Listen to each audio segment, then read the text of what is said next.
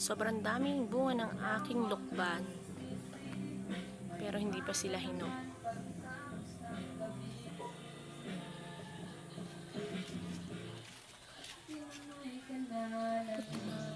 Hindi ko abot. Ayan o. Napakadami. Mango.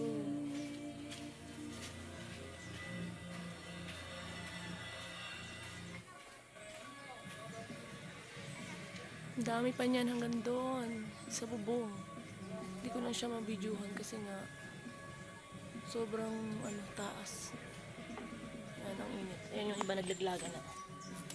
Yung iba ay naglaglagan na yung iba. Sayang. Yun yung malakas ang ulan.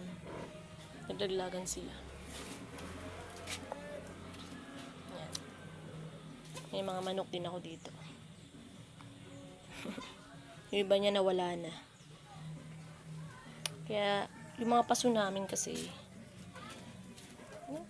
ayan, nag-aalis na. Yung mga paso namin sayang kasi kung itatapon ko. Ayan, tinaniman ko siya ng sili. Ayan o. Doon sa likod ng dami kong papayang tanim. Alam niyo ba to guys?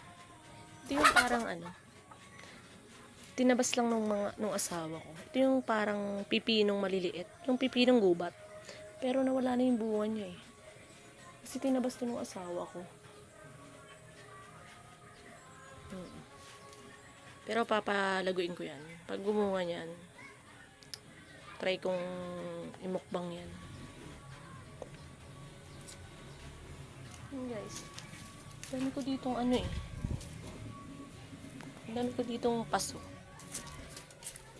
Ito, may paso ako dito. Ito. Sayang. Walang laman. Tataniman ko to ng talong. Kaso wala pa akong talong na itatanim. Kaya mag-iintay ako ng ng talong. Ayun guys, so humihingi yan sa Ate Tess. Pag huminog yan, bibigyan ko siya. Kaso, manghilaw pa. Pangit kasi pag hilaw. Tsaka masarap niya kasi sobrang hinog na.